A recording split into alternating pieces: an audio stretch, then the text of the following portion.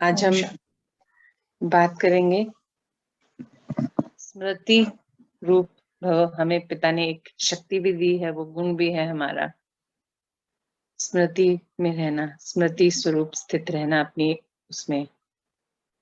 ये है क्या, इसको हम समझते हैं। जो मैंने समझा मैं आप लोगों से सिर्फ वही शेयर करती हूँ। बाबा ने तो ज्ञान हम सबको एक जैसा दिया। स्मृति स्वरूप भव, पिता ने हमें बहुत सुंदर वरदान दिया था, जिसकी फिर से शुरुआत वहीं से हुई कि सबसे पहला पाठ, जो सबसे इम्पोर्टेंट पार्ट है कि मैं आत्मा हूं। जिस दिन हम इस बात को 100% मान लेते हैं, क्योंकि अब तो हम सभी जानते हैं कि हम आत्मा ही हैं। ये रूप तो हमारा जो इस जन्म का रूप मिला हुआ है हमें, जो ये शरीर है ये इसी जन्म के लिए हमें मिला, और हर जन्म में हमारे पास एक नया रूप होता है। और फिर परम पिता परमात्मा जो कि सत्य है सबसे बड़े, और फिर ये ड्रामा, वर्ल्ड ड्रामा साइकिल जो है, ये भी एक बड़ा सत्य है। ये ऐसे ही हर कल्प में ये सब चीजें, घटनाएं फिर से होती हैं। पहले का तो याद नहीं, किंतु इस बार का जो पिता ने समझाया, सिखाया और डेली उस चीज को पक्का भी करा रहे हैं कि बच्चों आप लोग स्वयं अपने पिता तो भाग्य विधाता हैं। तो वो भाग्य विधाता मतलब वो हमारा भाग्य नहीं बनाते हैं, वो हमें भाग्य को सुंदर बनाने की विधि बताते हैं।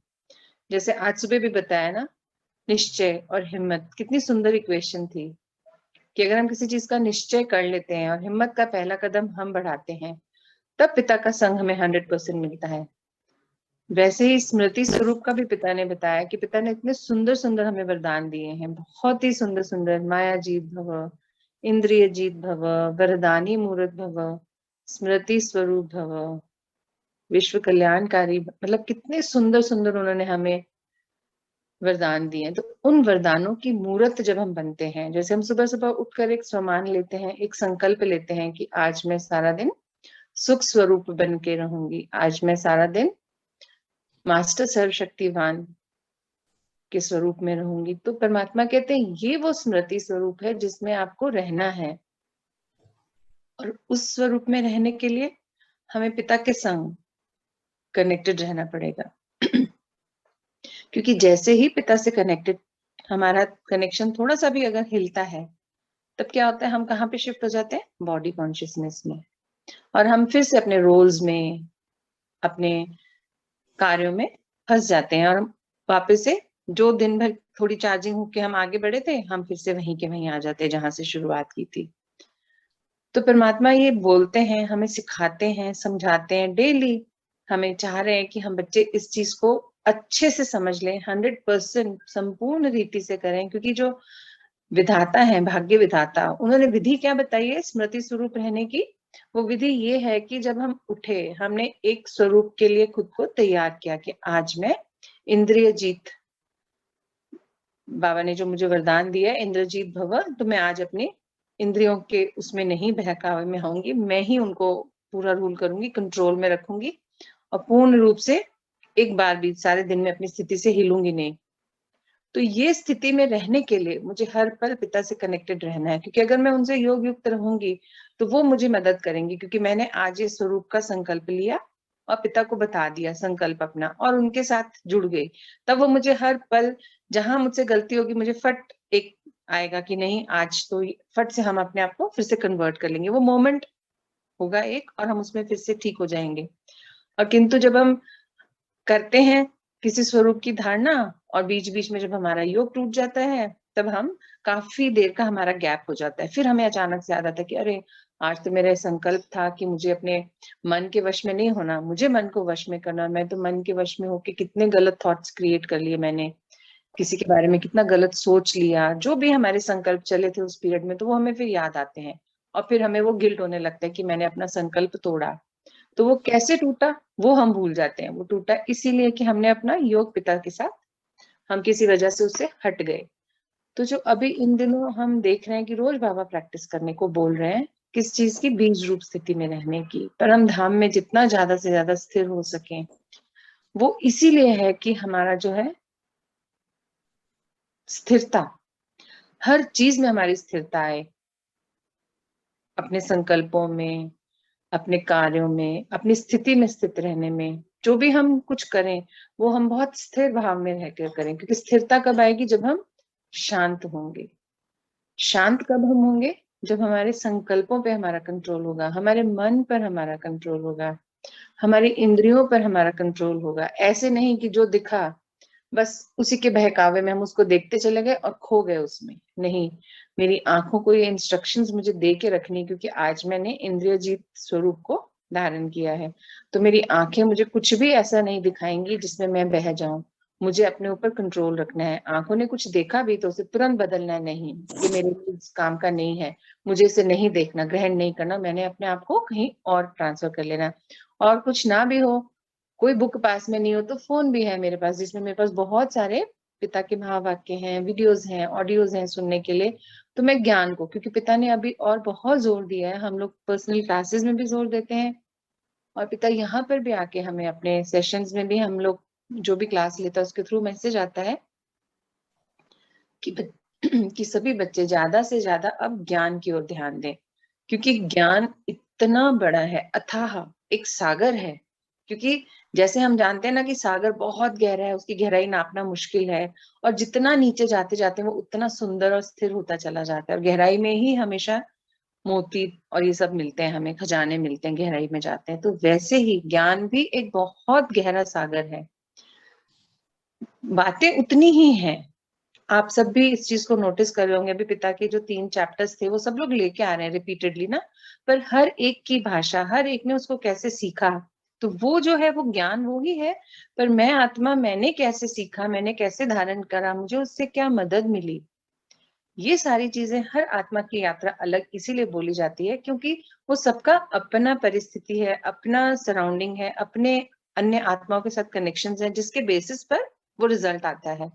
तो परमात्मा यही चाहते हैं कि हम सभी बच्चे ज्ञान में बहुत ध्यान दें, पढ़ाई पर और ज्यादा बल दें। जैसे हमें तो लगता है ना, अब तो रिपीट कोर्स आ रहा है, रिपीट का भी रिवाइज कोर्स आ रहा है, तो अब क्या बार बार सुनना, सेम ही तो है? नहीं, सेम नहीं है।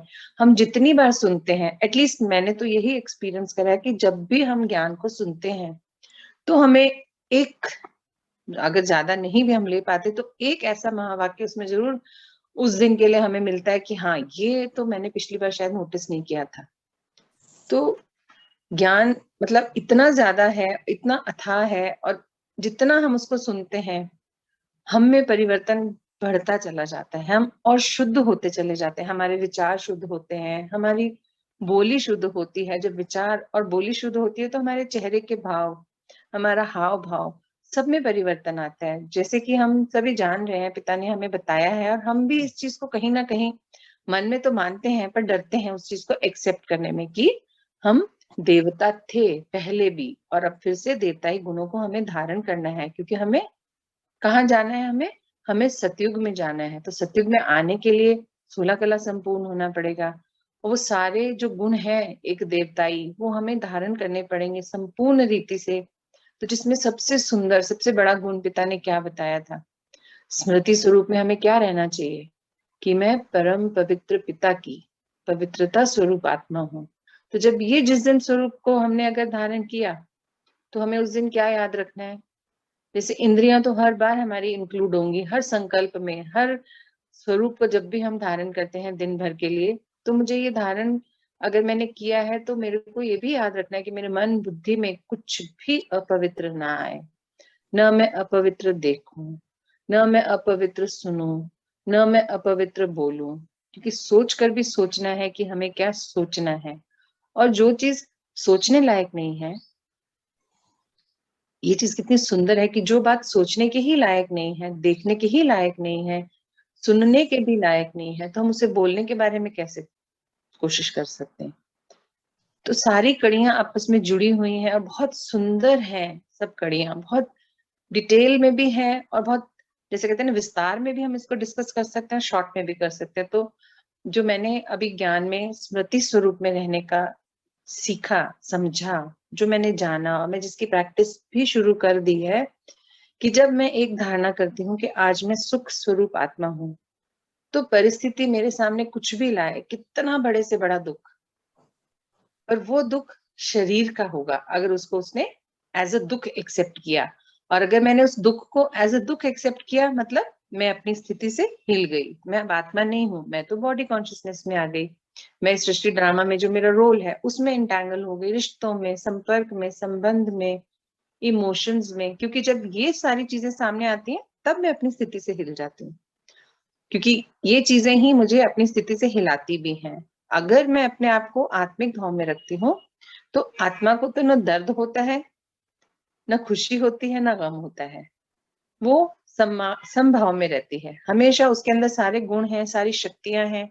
तो वो अपनी शक्तियों को, बल को परिस्थितियों से पार होने के लिए इस्तेमाल करती है, अन्य आत्माओं को सुख देने के लिए, अन्य आत्माओं को परेशानियों से बाहर निकालने के लिए, अन्य आत्माओं की मदद करने के लिए। तो परमात्मा ने हम आत्माओं को, सभी आत्माओं को एक समान शक्तियां, बल, वरदान सब दिए हैं, और उसका हमें स्वरूप बनना भी सिखाया है, और साथ में ये भी सिखाया है कि स्मृति स्वरूप का मतलब क्या है। अपने आप को आत्मिक भाव में रख के जब हम उस स्वरूप को सारा दिन चर्न करते हैं, अपने अंदर मनन करते हैं कि नहीं, आज मैंने सुख स्वरूप में रहने का जब सामान लिया है तो मुझे हर एक बात में सुख ढूंढना है। क्योंकि ये भी हमने ज्ञान में भी जाना है और हम पहले से भी जानते थे, परिस्थिति जो भी चीज हमारे सामने आती है समय अनुसार वो हमारे भले के लिए होती है। उस क्षण शायद हमें ना लगे, क्योंकि जब वो परिस्थिति आती है तो कई बार इतनी बड़ी लगती है, हम इतने हिल जाते हैं, हमें लगता है ये मेरे साथ क्यों हुआ। पर जब वो सब बीत जाता है समय, और जब उसकी अच्छाइयां सामने आने लगती हैं, तब हम सोचते हैं कि चलो जो हुआ अच्छे के लिए हुआ। वो हमने कब सोचा? रिजल्ट आने के बाद। इतने टाइम तक हम क्या सोच रहे थे? Negative negative negative. तो हमने उसको कितना मल्टीप्लाई कर दिया था ना। तो अब हम जानते हैं कि एक एक पल जो रिकॉर्डिंग है, हमें तो वरदानी समय में हर चीज का पदम गुना मिलेगा। तो जब हमने यहाँ से यहाँ तक उस चीज को रियलाइज करने में कितने दिनों का टाइम वेस्ट करा, उतने दिन हमने नेगेटिविटी क्रिएट की, तो हमने उस चीज को कितना बढ़ा लिया नेक्स्ट कल्प के लिए। तो यहाँ पर स्मृति स्वरूप में रहने का मतलब यही है कि जब हमने सुख स्वरूप में रहने की आज के लिए धारणा की है, तो कितनी बड़ी से बड़ी परिस्थिति आ जाए, मुझे उसमें वो अच्छाई ढूंढनी है, वो सही आंसर ढूंढना है कि वो परिस्थिति मेरे सामने आई तो क्यों आई, कोई तो वजह रही होगी, और उससे मेरा क्या अच्छा पॉसिबल है, क्यों हुआ मेरे साथ। हमें नेगेटिविटी नहीं सोचनी, हमने उसमें पॉजिटिविटी ढूंढनी है। क्योंकि जब हम उसको उस वे में देखते हैं तो हमारे लिए परिस्थिति को पार करना बहुत आसान हो जाता है, उस सिचुएशन को सहन करना बहुत आसान हो जाता है। तो ये मैंने आज दो स्वमान के बारे में बात करा, मैं सुख स्वरूप आत्मा हूँ और मैं पवित्रता स्वरूप आत्मा हूँ। तो मैंने ये दो टॉपिक्स को इसलिए लिया क्योंकि सुख में ही पवित्रता है, पवित्रता में ही सुख है। हर एक गुण शक्ति आपस में इंटैंगल्ड है, एक मतलब जुड़ी हुई कड़ियां हैं सारी। क्योंकि अगर मैं सुखी हूँ तो मैं खुश भी हूँ, मैं आनंद में भी हूँ, मैं मतलब शांति में भी हूँ, मुझ में प्रेम भी खूब होगा, क्योंकि मैं अंदर से सुखी हूँ तो मैं हर चीज पॉजिटिव रेडिएट करूंगी। तो जब ये सब मेरे पास है तो मेरे थॉट्स भी मेरे कंट्रोल में होंगे, मेरी नजर भी मेरी कंट्रोल में होगी, मतलब मेरी दृष्टि भी पवित्र होगी, मेरी सोच, कान भी हमेशा अच्छा ही सुनना चाहेंगे, मुख भी अच्छा बोलेगा, तो मतलब मेरी इंद्रियां भी मेरी वश में है। तो एक भी संकल्प को जब धारण करते हैं तो हमें ध्यान रखना है कि हमें उस संकल्प को, उस 100% अपने अंदर धारण करना है, और उसमें सारा दिन रहने की ही प्रैक्टिस करनी है। और रहने की प्रैक्टिस के लिए ही मुझे अपने आप को, जो परमात्मा कहते हैं ना, अटेंटिव, अटेंशन प्लीज, अटेंशन मतलब अलर्ट मोड में रहना है, बहुत अटेंटिव रहना है कि नहीं, आज मैं सुख स्वरूप आत्मा हूँ, आज मैं पवित्रता स्वरूप आत्मा हूँ, तो मुझसे ये रेडिएट होना चाहिए। अब ये प्रैक्टिस का टाइम आ गया है कि मुझे खुद को याद ना दिलाना पड़े, इतनी प्रैक्टिस में मैं इस चीज को धारण कर लूं कि मुझे याद ही ना दिलाना पड़े, जब सुबह सामान लिया तो वो ऑटोमेटिकली मुझसे रेडिएट हो। ये अब हमारी प्रैक्टिस होनी चाहिए, क्योंकि देवता अपने आप को बार बार याद नहीं दिलाते कि मैं देवता हूँ, वो उनके नेचर में आ जाता है बहुत सहज भाव से। वो सहज कब हुआ? क्योंकि उन्होंने उन गुणों को 100% धारण करा। और अब हमने प्रैक्टिस शुरू की है तो हम भी कर पाएंगे, क्योंकि जब हमने ये यात्रा शुरू की थी तब हम क्या थे, और आज हम अपनी परिस्थिति देखें तो हम क्या हैं। चेंज तो हमें बहुत बड़ा आया है, पर ठीक है, हमने थोड़ा टाइम लिया, क्योंकि वो 63 जन्मों के हमने अपने वो सारे विकारों को, गलत संस्कारों को हमने मिटाया। तो उन सबको मिटाते मिटाते हमें इतना टाइम लग गया, पर अब जब हम जान चुके हैं, रिजल्ट भी देख रहे हैं अपना भी और अन्य जो हमारे अलौकिक परिवार के सदस्य हैं उनका, तो हमें ये यात्रा और सुंदर लग रही है, बहुत आसान भी लगने लगी है अब। तो आज मैं स्मृति स्वरूप जो मैंने सीखा आप लोगों को समझा पाई, बता पाई, क्लियर हुआ सबको कि स्मृति स्वरूप है क्या। अगर किसी को कोई प्रॉब्लम आ रही है इस स्वरूप में स्थित रहने में, तो मैं उस हिसाब से लेके आई थी ये शक्ति आज। उस तरफ हैं सब लोग? हाँ जी, हाँ जी, हाँ। ये समझ में आया। बस वही है, समझ में तो आता ही है, उसको पूरे दिन फॉलो करना जो है ना, वो थोड़ा सा डिफिकल्ट नहीं है। वही बात अलर्ट वाली आ गई कि अलर्ट रहना है बस, बाबा वही तभी लेकर उसी। दीदी हाँ सारी जी, ना। बिल्कुल। स्मृति में तो रहते ही हैं, सारे दिन स्मृति तो रहती है हमारी, है ना। जी पर पूरा निश्चय और हिम्मत से हम जो काम करते हैं ना, तो अपने आप स्मृति तो हमेशा ही रहेगी वो, बिल्कुल। कि हमें स्मृति में रहना ही है, परमात्मा के साथ जुड़े हुए रहना है। बस वो योग युग स्थिति ही बहुत बस इम्पोर्टेंट है, बहुत इम्पोर्टेंट है। और बाबा उससे तो सारे विकार भी दूर होते जाते हैं हाँ जी, सारे। हाँ जी। करिश्मा आप भी कुछ बोल रहे थे, शायद आज आप भी हो। मैं ये कह रही थी, समझ आया अच्छे से। अच्छा अच्छा।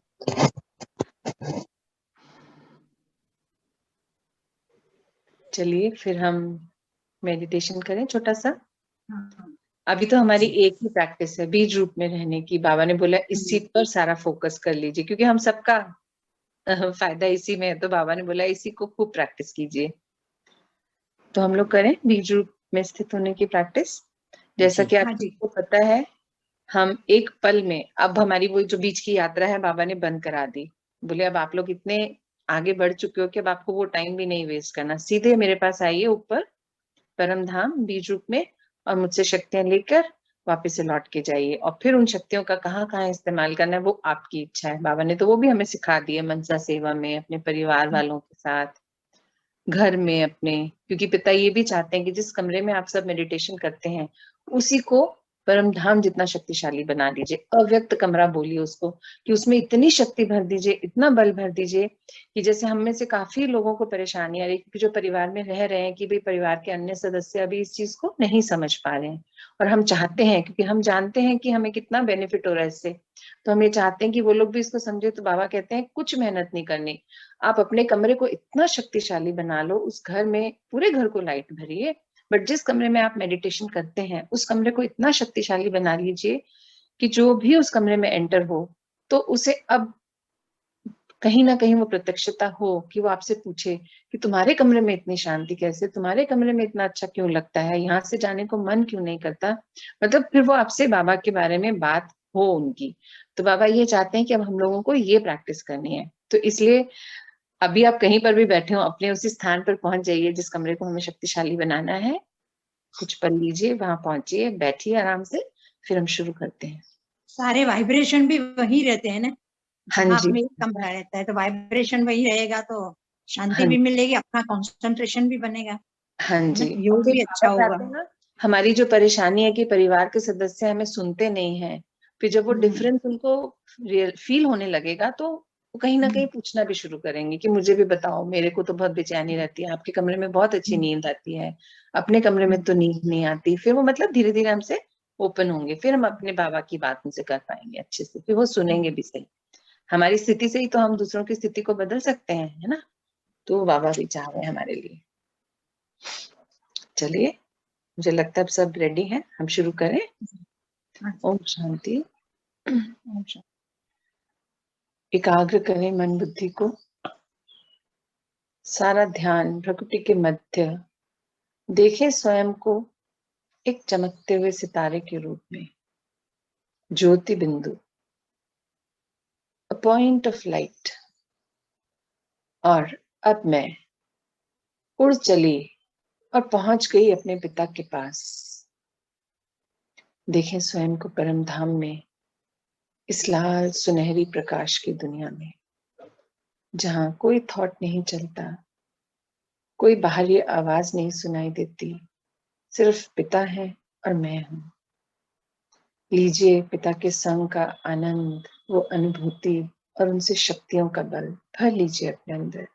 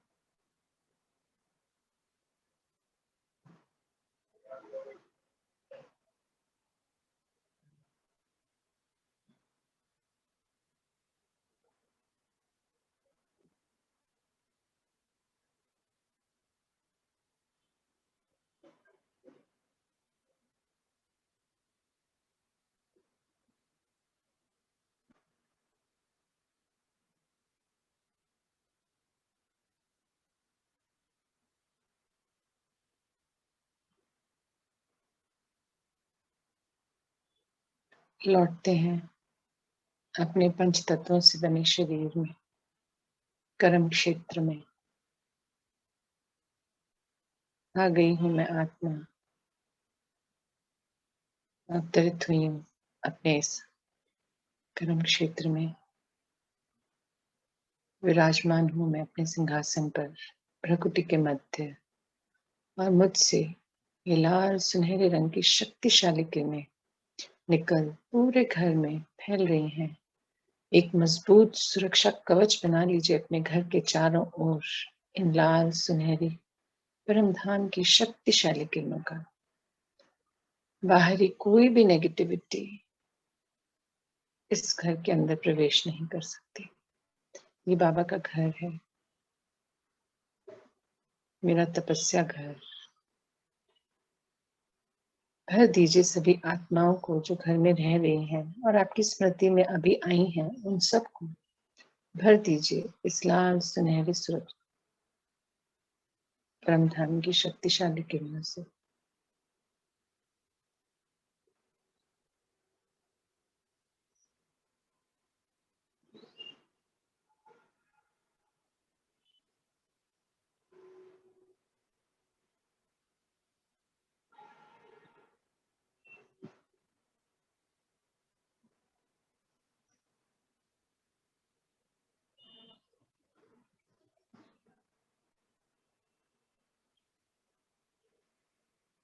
चलिए आते हैं नॉर्मल स्थिति में।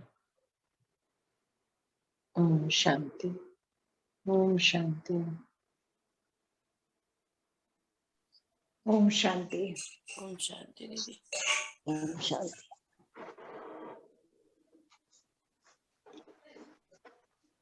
ओम शांति। ओम शांति। सभी को ओम शांति। किसी भी एक स्मृति स्वरूप को धारण करके, किसी भी एक वरदान की स्मृति में रहते हुए आज हम सारा दिन व्यतीत करेंगे और बाबा से योग युक्त अवस्था में भी रहेंगे और जितनी प्रैक्टिस कर सकेंगे परम धाम से शक्तियां लेने की, वहां जाने की, उसे भी हमें बढ़ाना है। मिलते हैं 11 बजे के सेशन में। ओम शांति। ओम शांति। ओम शांति दीदी। सभी को ओम शांति।